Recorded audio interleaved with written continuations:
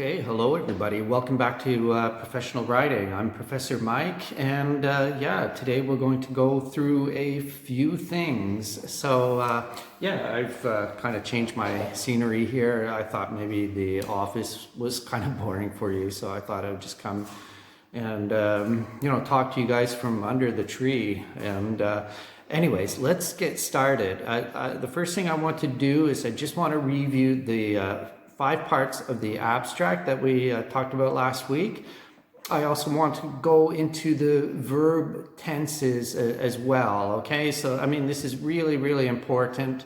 When you write an abstract, what tense do you use? Even the introduction, the methods and materials. So, I mean, it's the grammar tense, the gramatický čas, this is whether it's going to be the present perfect or the past simple or continuous, even the future. You can even use the future tense in a research paper. I'm going to show you everything, and I've also sent an attachment of some, like it's kind of like a príloha, like some kind of, I don't even know how to say príloha in English, but it's a paper from, I think, the University of Melbourne in Australia. And these guys, the authors, Feek and Swale, again, 2 of my favorite people who really know their academic writing, and they basically categorize all the tenses that should be used, and they give you really good examples and explanations for each part of the research paper. Okay, anyways, I'm going to stop babbling here. I'm going to go right into the lecture. And so let's go and review all that stuff from last week about the abstracts. Okay, so if you remember last week, I said that the abstract should contain 5 sections. What are they? So if we were in the classroom, I would give you all a chance to talk about it, but because of the power of technology, we can just fast forward this slide. So I'm going to tell you each section of the abstract. Okay, so remember, there is a purpose and a motivation. Okay, so you need to ask yourself, why did I study it? Or why am I studying it? It could be ongoing. Usually it is. What is the purpose? And why is it important to your area of study? Okay, so your field of study, okay, even to a wider audience. Okay, so like the person reading your abstract or the person doing research, why is it important that your study, your research is important for them to read? So you also need to identify the problem, okay? So your research is basically trying to better understand or solve something, okay? So this is probably where you're going to put your hypothesis. Hypothesis, not hypothesis, okay? Hypothesis. What is your central claim or your argument? Okay, now you need to also explain your methods. Okay, so how did you come to the results? Okay, so just, don't just, basically all the main methods are what you need to put. You don't need to talk about any like kind of discussion or anything like that. Try not to use any detail, or anything. It's just very, very simple. The main the main research approach, the main software that you used, whether it was an analysis, observation, field work, laboratory, something like that. And don't put any references to other works or studies, okay? You don't need to put the other literature in your abstract, okay? The other literature, leave that for your introduction, and also for the methods and materials and anything else in your research paper. So no, don't put it into your abstract. All right, So again, the fourth thing that you need to include in your abstract, of course, are your results. Okay. So remember, bad results, undesired results are also valid. Okay. So even if you got something that you didn't really hope to get, well, those are results. Okay. So state only the most important results. Think of the trends, figures, correlations, between phenomena, and were the outcomes expected or largely predicted. Okay, so you can include that. This part here, this is kind of a discussion sort of part, so it's not 100% necessary to include into your abstract. Okay, and then finally, your conclusion. Okay, so you need to go back to your problem and purpose statements. So, what do the results mean? Okay, what other unanswered questions are there? Okay, and did they, did your results, answer your questions from your problem and purpose statements?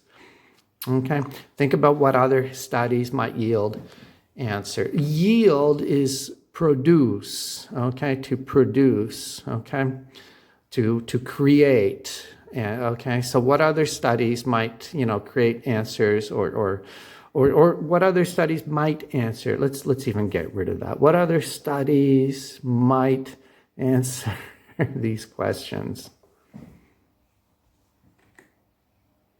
All right. Okay, so I'll just go quickly through the checklist. Just remember, always write the abstract as the last thing that you want to do. Okay. The reason why we do it at the end is because, you always want to keep your content in order. So it really ensures that the information in your paper and the abstract are consistent. Okay. One thing I really want to, you can, don't copy, of course, but be careful about this part here. This past weekend, I did a correctura. I did a proofreading for some students, and they had a great abstract, but their key words were very different from their abstract. Okay, try to include all of your keywords in your abstract, okay? Meaning the place, location, if that's important, the approach, okay? The stuff from your purpose and problem statement, and so on. Okay, let's move on to the new business. I really want to go into the tenses, okay? And the tenses that are, or the appropriate tenses that are used for each section of your research paper. Let's get into that. Okay, so the next part of today's lesson are the academic tenses, and I'm just going to pass you on to a video. It's the same guy that did the video last week, Kevin, and he's going to explain to you the appropriate tenses that are used in all the parts of the research paper. Okay, so in the attachment, basically it's 2 pages. It's a 2-page PDF. Okay, these guys here, they really do an amazing job of actually explaining everything that's necessary. All the tenses for each part of your research paper. Okay, so with your abstract, okay, this usually refers to your unpublished results. Okay, so you're just going to use the past tense. So that's very, very easy. Okay. All right, so on the left here, what do the tenses do? They talk about the relationship between basically between the time and the action, okay? So either present moment now or another moment in time, okay? So it can be between 2 times, okay? These moments or periods may be in the past, present, or future. All right, I'll let you read that. And I just want to go through some of the stuff here. We know that we're talking about the past tense in the abstract. It's generally like Kevin said, okay? So we're going to talk about, when we're talking about things that are in general or whatever we're reporting, we can use, okay, the present tense, anything that's generally accepted, okay? Like genomics, okay, or genomics provides crucial information. Crucial informations like životné důležité, okay, so something crucial, very important, okay, very, very important for rational drug design. Okay, we can use the present tense again. Okay, we're talking to the reader. We want to indicate to the reader that you believe that the research findings are still true and relevant. Okay, so just like Kevin said, that they're platne. Okay, although I think he was talking about the present perfect in another tense. So if we go here to the present perfect, which we can use, of course, in the introduction. All right. So we can use it when we're communicating, again, recency, okay? Something that happened nedávno, v poslednom čase, v poslednej dobe, nedávno, resma. Currency, okay, is more about súčasno, okay? In the present, okay? Currency may be positive and it can be negative, okay, meaning that the previous studies have established a firm research foundation or asserting that not enough relevant or valid work has yet been done, okay? Anyways, you can also put everything in the passive voice, okay? And if we go to the next page, all right, let's move down. We're going to go right into the methods, okay? Simple past tense, just what we did, or the passive voice, okay? These things were measured, okay? The standard protocol was followed, okay? Here are a couple of more, examples of the passive and the active. Trpni rod, chini rod, okay? Again, just like Kevin said, diagrams, figures, charts, just use the present tense. It demonstrates, it shows, okay, or illustrates. All right, results, very much like, like above, okay, we're using the past tense just to detail the results that you obtain. More than 70% of the insects collected were phytophagous. Results indicated, okay, blah, blah, blah, radiation had, okay, and so on. Past tense is the best way to describe, not to describe, but to state exactly what your results were. Okay, when we refer to figures, tables, okay, just as was set up here, okay, present tense, okay. So if I go up here, displays, that's a nice word, okay, predstavuje, okay, or shows and so on, or zobrazuje, displays.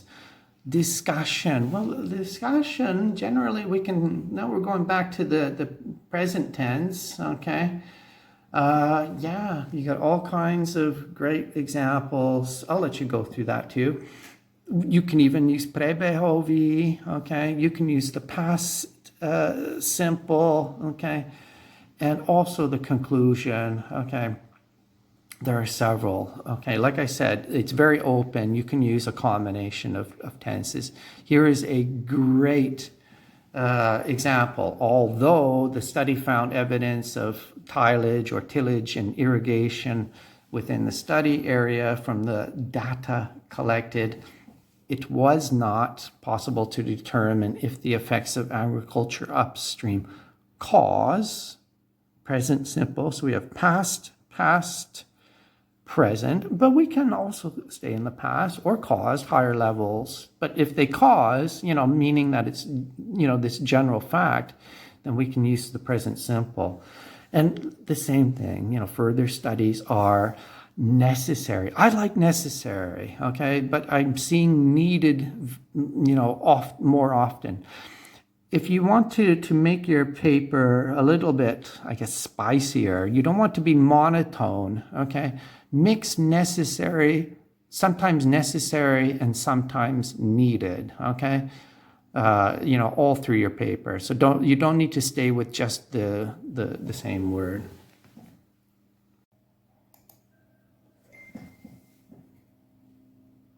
When writing an academic paper, it is important to follow the grammar and style conventions, not only to abide by the accepted journal, institution, and domain standards, but to clearly communicate to the reader what you did, when you did it, and from which perspective you are discussing the research. And one central element that will impact how you compose your paper and how it will be understood by readers is verb tense. Everything in this paper has already been completed, so shouldn't I always use the past tense? Well, no, not exactly. Knowing which tense to use requires both understanding of the formatting style you're using, for example, APA, AMA, MLA, etc., and also some discretion and savvy in choosing the tense that makes the most sense for a given statement in the paper. I just want to stop that right there for a second. All this stuff that he was talking about here, this is the American Psychological Association, American Medical Association, and so on. I don't worry about that formatting style. Although there are publishers that will ask you to write it in a style like this, okay? I'm going to save this for another lesson, okay? It mostly has to do with citation, okay? And I do have a lecture later on that I'm going to talk about when it comes to citation, okay? For now, you just write the paper as you do it here in Europe, okay? Or as the way that I'm going through it with you guys right now. And we'll get to this at a later date, though. And also some discretion and savvy in choosing the tense that makes the most sense for a given statement in the paper. Without going into specific rules for each formatting style, although new authors should definitely look at those rules first, let's talk today about some rules of thumb for when to use the past and present tense in different sections of the paper. Okay, again, sorry, I'm just stopping and everything. So, yeah, rule of thumb. Remember, this is your thumb. This is an idiomatic expression here, rules of thumb or rule of thumb. Okay, rules of thumb just means general rule, okay, a general rule. Tense in different sections of the paper. There are three main verb tenses you should use in a research paper: present, simple past, and present perfect. Now we'll talk about which section requires which verb tense in a minute, but first let's go over the general usage rules for each of these tenses. The present tense, or as it's also referred to, the simple present tense, is used to talk about general facts, discuss current meanings and implications, and suggest future applications. An example of a general fact would be, insulin and glucagon regulate blood glucose levels. This fact has no temporal change and is constant throughout time. An example of implications might be, increased glucose levels indicate decreased glucagon hormones.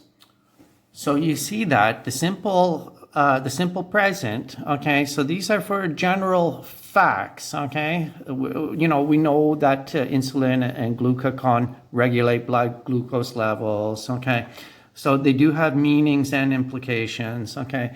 And we just use the simple present, okay? So it's like saying that the sun rises every morning, or the sun rises in the east. Oh boy, I had to think about that. And the sun sets in the west, okay? We don't need to use a continuous, okay? The prebehovi, the continuous would be, right at that moment, okay? So present tense, present simple for general facts. And for further research, further studies about glucagon receptors are needed. The simple past is used to talk about events that have already been completed. These are usually discrete events, such as studies, experiments, or phenomena that have happened in a locatable time or place in the past. For an example of an event that has been completed at a certain time or place, in the course of this study, scientists discovered a new enzyme in the liver. Okay, so again, I'm sorry, I'm very, very otravni, okay? Yes, I like to disturb a lot. The simple past tense, okay. Think about it, like he says here, there are events that have been completed at a certain place or time, okay? The time can be completed or the time can also not be completed. But the event, yes, okay? So I can talk about, for example, what did you do yesterday? Yesterday is completed, okay? So that would be completed time. And all the events are they have finished. They're gone. I woke up yesterday. I ate breakfast. I went to work. I came home. I watched television and I went to bed. Yeah, what a boring life. No, I'm just kidding. That was just yesterday, though. Today will be more exciting because we have professional writing. So let's have a look here. So in the course of this study, scientists discovered a new enzyme in the liver.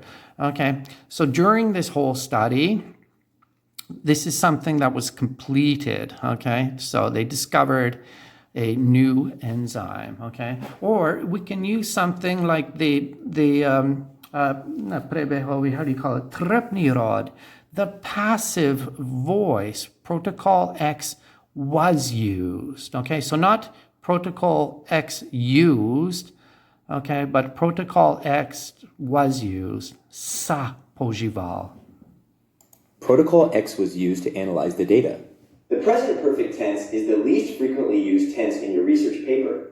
Its main purpose is to describe events that have occurred at some unidentified time in the past or have recently been completed or are still ongoing. Here are some examples of the present perfect tense. Many studies have focused on glucagon as an important regulating hormone. Until recently, researchers have analyzed this kind of data using a chi-square statistic. Okay, so again, I love the present perfect, okay? Many people don't like it, but it actually, if you can master the present perfect tense in English, you are at a high level. I mean, you are like B2, C1, C2. Once you understand this, and in theory, it's not difficult, okay? But in practice, I do understand why it is so difficult. So remember, they are events, that occur or occurring at some unidentified time in the past. Okay, so like here, many studies have focused.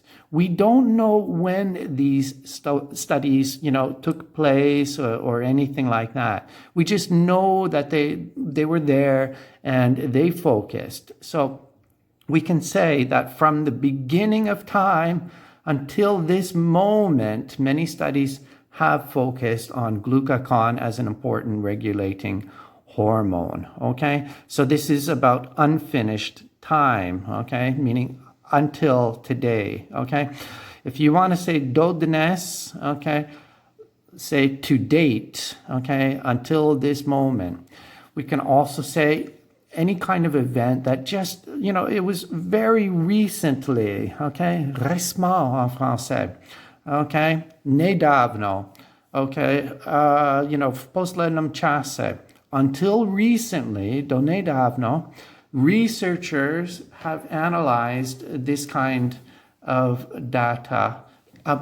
Kevin said data. Okay, that's also okay. All right, Kevin is an American. Americans say data. In Canada, we like to use data. In Britain, also data. But remember, all English is good. If it doesn't matter if it's from USA or British English or New Zealand English. Or even Canadian English, okay? Yes, we have Canadian English. It exists, okay? All English is good, okay? So you can say data or data. Anyways, I'm going to move on here. Efforts have been made to understand more about this process. Note that in all of these examples, None of the events are given specific time or place indicators. All have occurred at some unidentified time in the past or are still being completed. Now let's discuss which tense to use for each section of your research paper. Let's start with the abstract.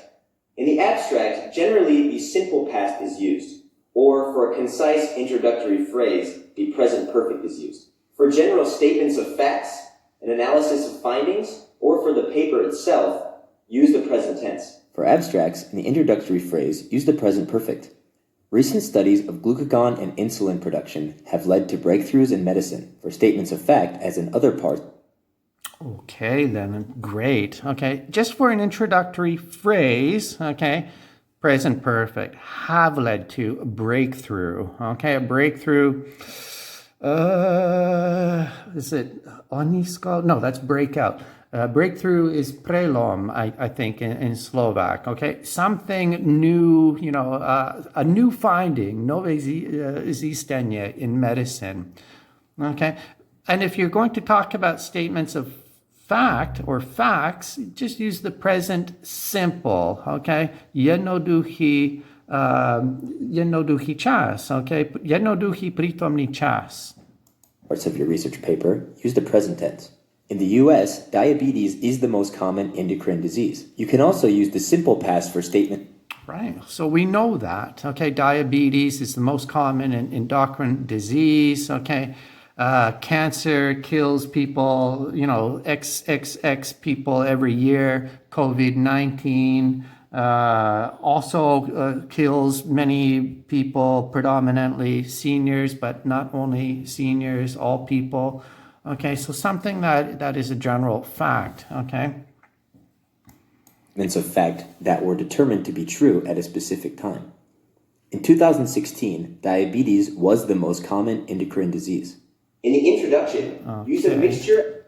All right, then, so you can use also the past simple. And in fact, use the past simple the most in your abstract, okay? So as it says... In the introduction... Okay, I'm going a little bit fast here. Sorry about this. Okay.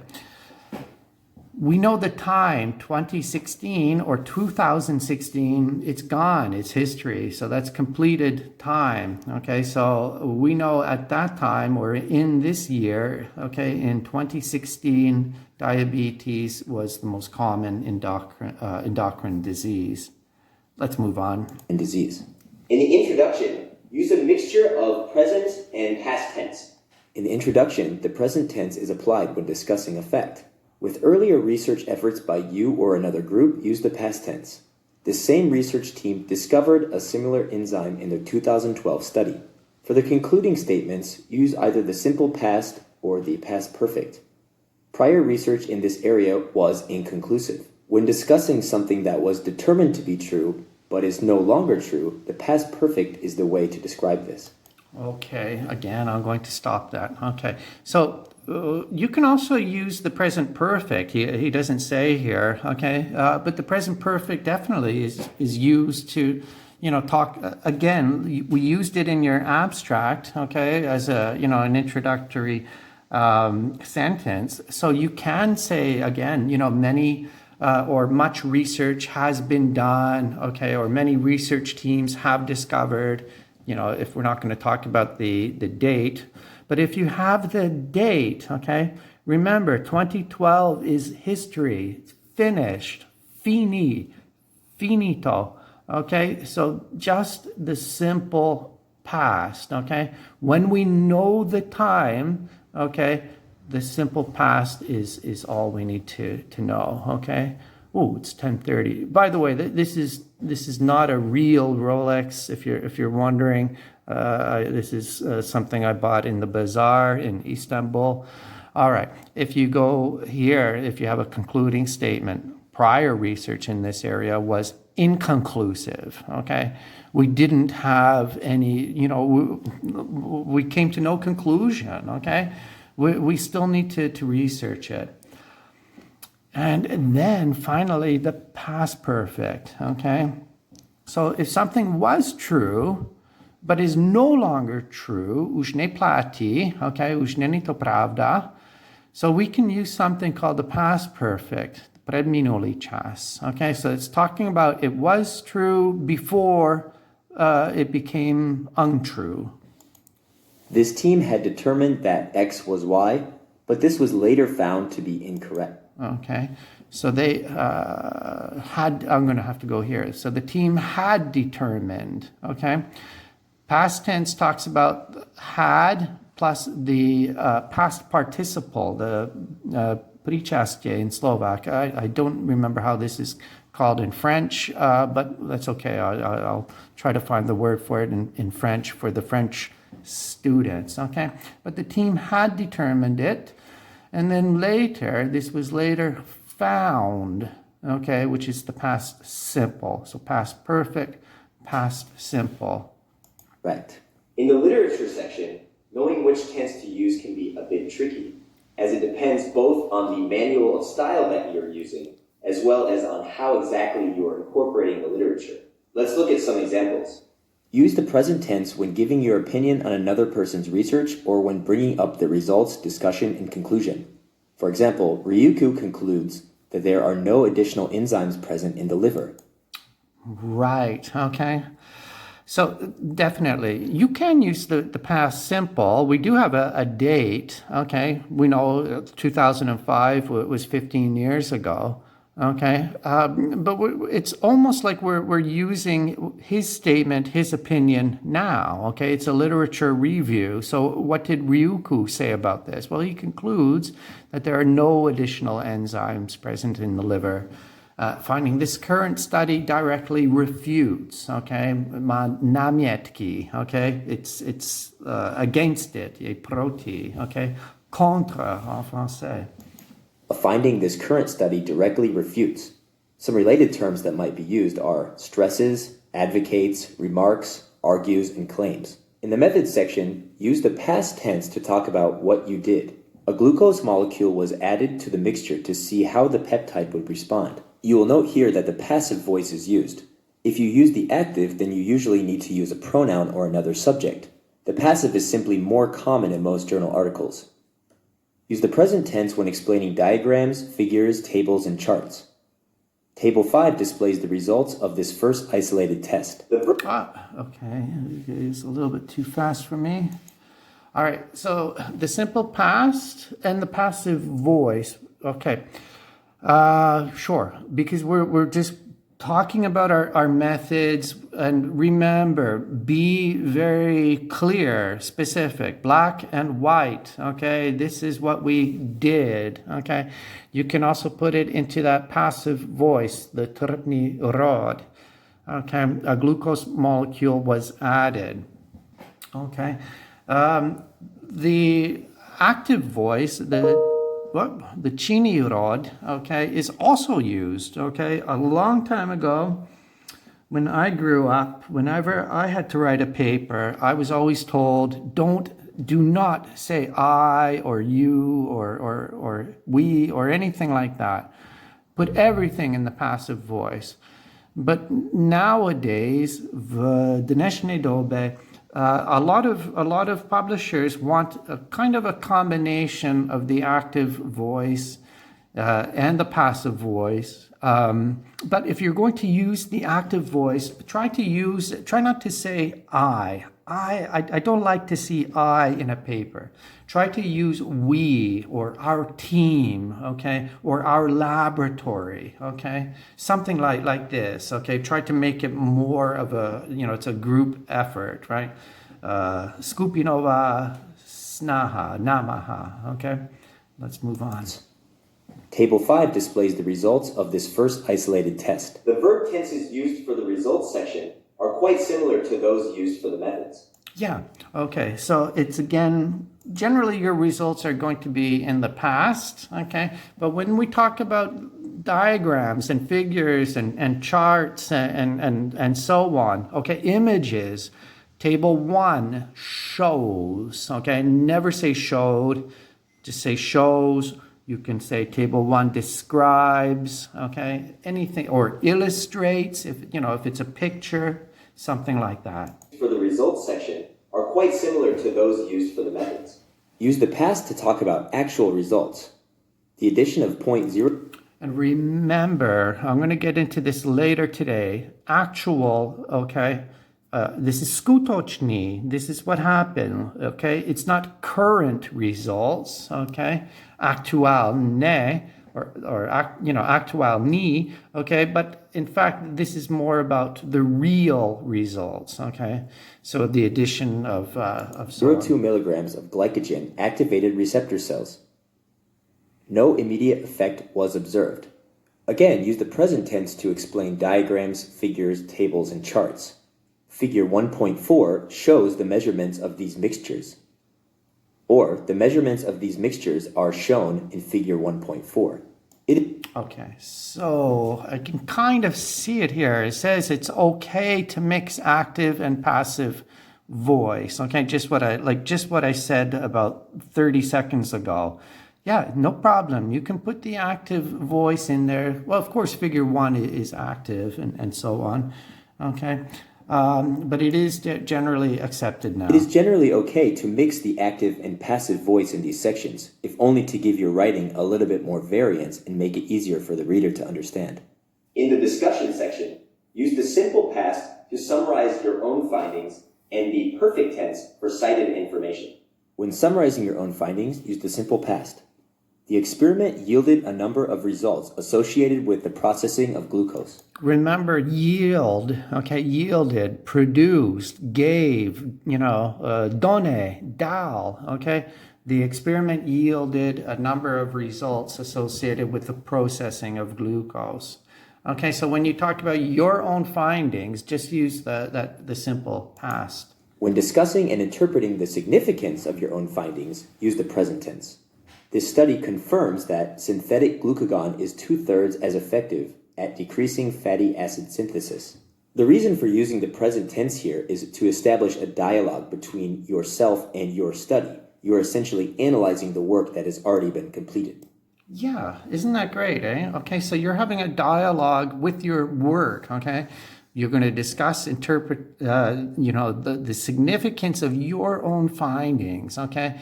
So we know that this study confirms that, synthetic glucagon is 2/3 as effective at, what is this? I can't even see. Decreasing fatty acid synthesis, okay? So, yeah, keep that in mind. That's very interesting that how Kevin, brings that up. He mentions that you're having a discussion with yourself, with your work. And in the conclusion, you can use the perfect tense to clarify that these statements still hold true at the time of your writing. Results from this study have led to a deeper understanding about how different substrates interact with this enzyme.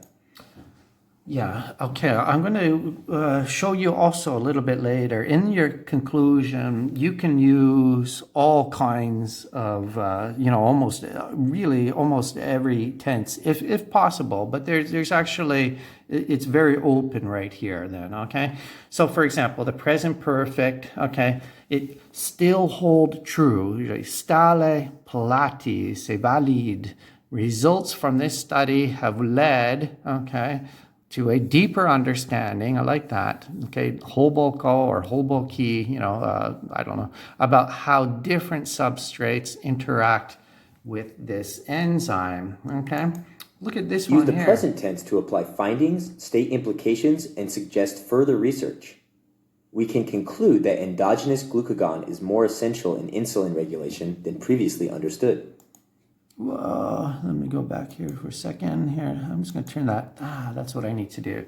Right. So we can conclude again, active chini rod that endogenous glucagon is more essential in insulin regulation than previously understood. Okay. So have a quick look here. He's just going to talk about previously understood. Right. When discussing further research that is either needed or intended to be carried out, the future or present tense or subjunctive mood can also be used, in addition to the present tense passive voice. For example, further clinical studies are needed. Okay, so further clinical studies are needed or are necessary, okay, but we're seeing this more and more, this word here, okay, to isolate the cause of this reaction. So it is present simple, it is tripni rod, passive voice, but it's subjunctive. I mean, the mood, the meaning is in the future. To isolate the cause of this reaction. Further clinical studies will be needed to isolate the cause of The this same reaction. thing, okay? Or, further here's the clinical subjunctive. studies should be carried out to isolate the cause of this. I would avoid that, actually, should be carried out, okay? Because it's, it is subjunctive. It's suggesting it, of course, but I think it, in most cases, it's 100%, necessary to, to keep or to do further research, either in this field or specifically in that area of research. Reaction. Follow these general rules about verb tense, and your paper will be clearer, more chronologically correct, and generally easier to read, meaning the important stuff in your paper will be more easily understood. And if you forget all of these rules, remember one golden rule of research papers. Check the formatting guidelines of the journal or conference to which you're submitting, and read plenty of examples to get an idea of how these authors construct their paper. You can always go back and edit the verb tense after you've written the paper. And remember that the more papers you read, the more papers you write, and the more you practice in general, the easier it will be to identify which verbs to use in which part of the research paper. If you would like to learn more about how to write your research paper and prepare it for submission to journals, visit Word. Okay, well, I'm just going to leave it at that. He's just going to advertise, the people who are sponsoring him. Okay. So I'm just going to move on to the paper that I've sent to you in the attachment. Okay, that was probably a lot to take in there. I mean, the tense is, it really is important just to follow the guideline, okay? So your abstract should be basically in the simple past, but if you want to use an introductory sentence, okay, I mean, talking about your research or a lot of research has been done, has been performed, has been conducted in this field, by all means, use that one introductory sentence with the present perfect. Okay, so the next part of today's lesson, I want to talk a little bit about, I think I wrote false friends is the next thing on the list. So let's go through that very quickly, and then I want to talk about the clarity in writing. I just want to show you a quick video by Grammar Squirrel, and Grammar Squirrel's just going to describe, that it's important to be very, very clear. Clarity means clear, okay? Clarity means clear, okay? So she's going to describe how, or not really describe, but show you some techniques that you could use in order to be very, very precise to the reader. You will have, all kinds of people reading your research, okay? Of course, most of the time, it's going to be very specific, a specific audience.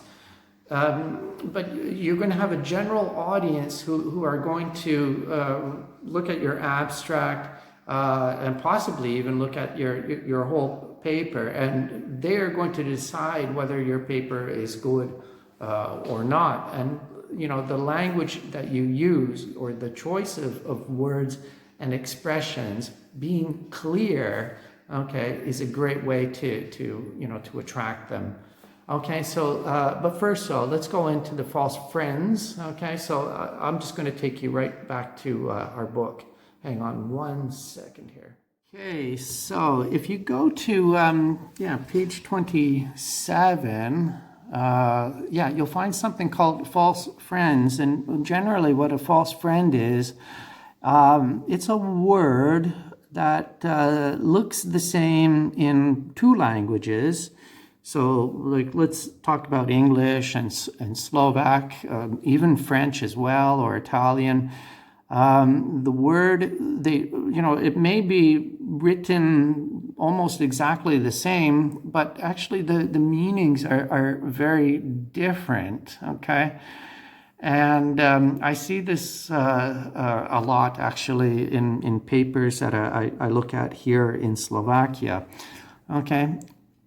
So, for example, in Slovakia, or at least in the Slovak, even the Czech language as well, there are so many words that look almost identical, but the meanings are very different. And you have to be careful because the reader can be confused. Úplne zmetený. It can change the meaning. Okay, môže to aj zmeniť význam. Úplne. So look here, all right, you have a title, an actual report on drug dependence. So if you remember the video that we saw of Kevin just a few minutes ago, I said actual is skutočný, okay? All right, it's not aktuálny. Okay, so this title, it conveys the idea, you know, it's trying to say that a report on drug.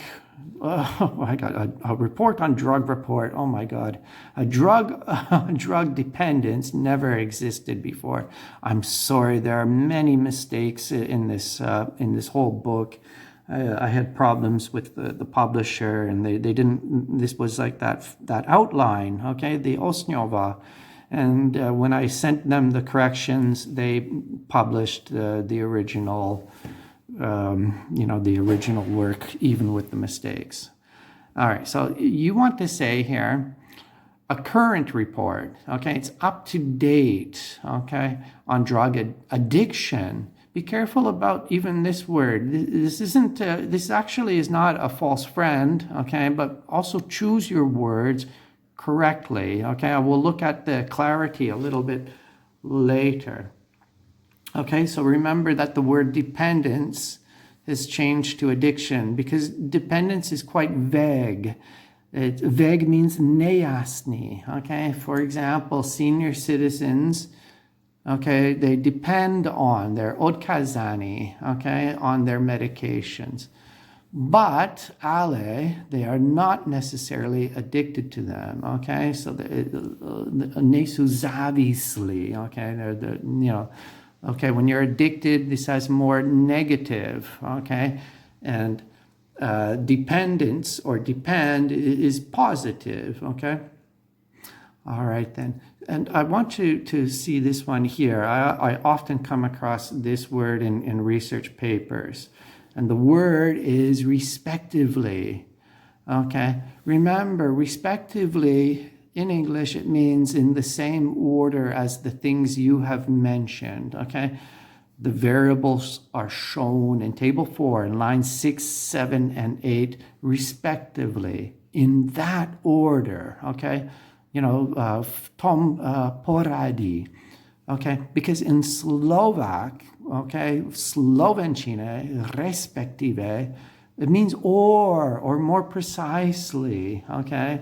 More exact, okay, presnejšie, or it can mean like, let us say, povedzme, but it doesn't mean respectively, okay, so be very careful. Sometimes I see this word respectively in a sentence and it doesn't belong there because you should have said, or the author should have written, or more precisely. Okay, so if you look in the book, you're going to find a lot of these false friends. I've got some very, very common ones, okay, like absolvovat. Be careful about this one, okay. I see people say absolve, okay. When you absolve a step, absolvovat nejaký krok, okay.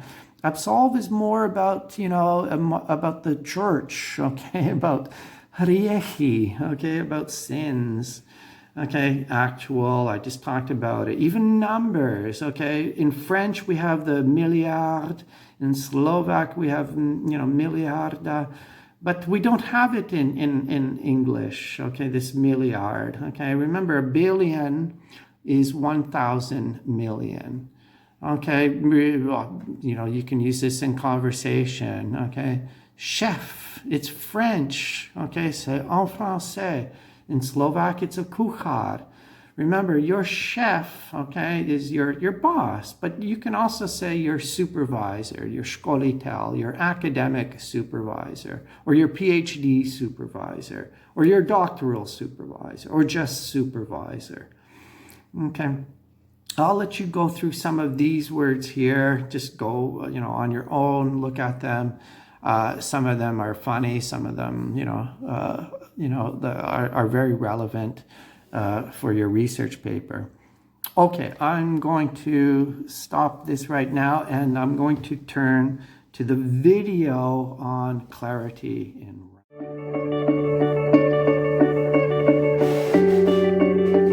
Here at UBC, as part of an ambitious project involving instructors, students, staff, and talking squirrels, we are developing videos to help you with your writing skills, because communicating science effectively is an incredibly important part of being a good scientist.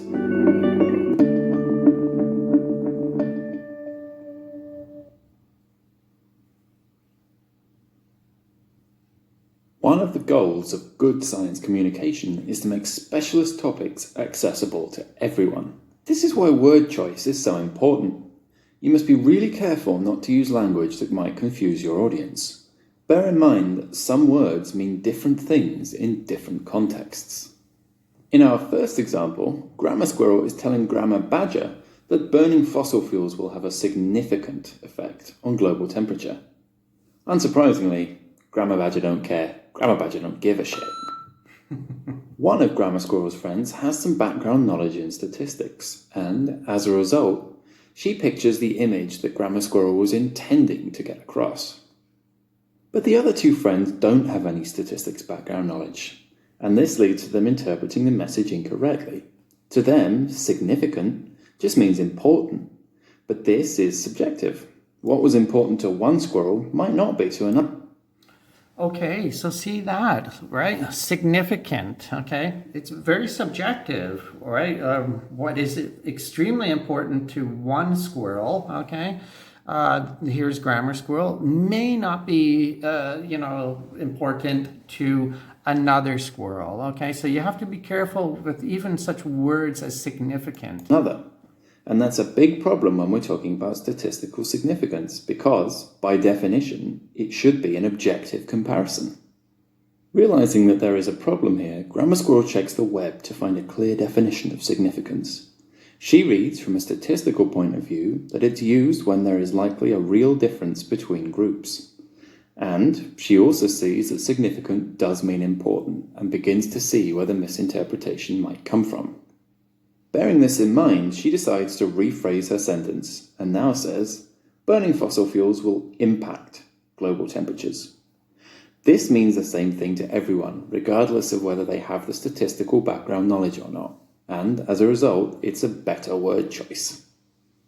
Next, Grammar Squirrel explains that burning fossil fuels releases aerosols into the atmosphere. One of her friends has specialist knowledge in this subject area, and pictures the correct image. Right, aerosols are particles, okay? But our other friend took aerosols to mean something very different, and she is consequently very confused.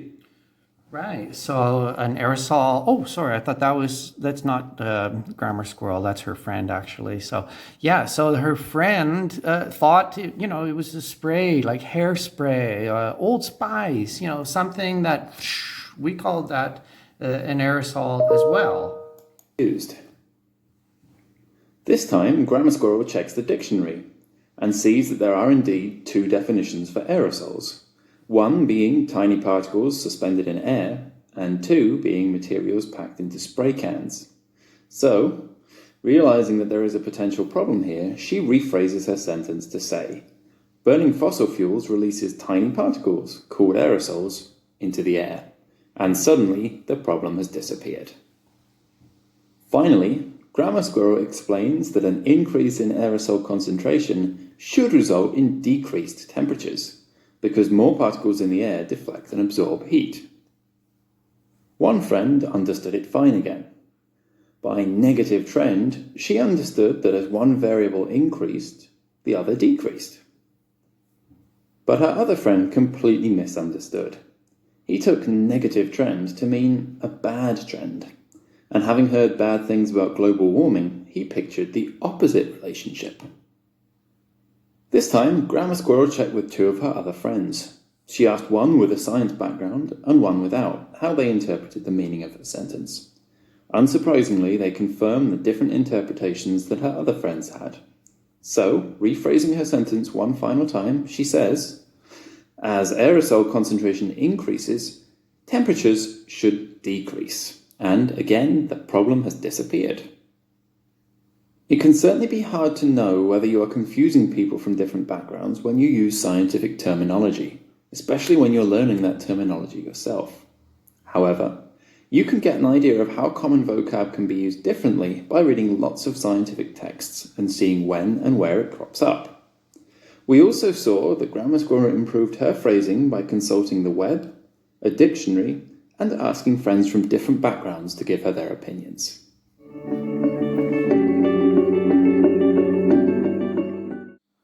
Okay, guys, I hope you enjoyed the video of Grammar Squirrel as well as the other video by Kevin. I think the information that both of these videos provided are actually really essential for your academic writing, for papers, abstracts, even an abstract for a poster conference. Okay, listen, how about we talk about our first assignment, okay, which is an abstract. If you can write an abstract, now remember, it doesn't have to, it can be an abstract that you're writing now. It can be, for some research that you're doing for your academic supervisor as part of your PhD program. Or it can be something completely just imagined, okay? Remember, this is an English class. We're talking about professional writing and techniques on how to write. So I'm more interested in the style and so on. So if you can write an abstract for me, provide an abstract for me, and hand it in, today is October 8th, let's say 2 weeks, think about that. So let's say October 22nd, October 22 will be the deadline. If you can send me an abstract, that would be amazing. But again, I mean, if you need more time, just send me an email. Always communicate with me. I try to reply to all the emails as quickly as possible. And I apologize if there are some emails that I didn't reply to. Please keep writing me, okay? It's a kind of a strange time here at the faculty going, it's the beginning of the school semester. It's only week 3. There's been a lot of problems. The master's and bachelor students had to go home. And so I'm doing a lot of online stuff for them as well. And that takes a lot of preparation. That's not as, it's not very easy having a conversation class with 23 students via Teams or via Zoom. So, okay. All right, guys, I'll leave it at that. Have a successful week. Stay well, stay healthy, and I'll see you guys next time. Okay, bye-bye.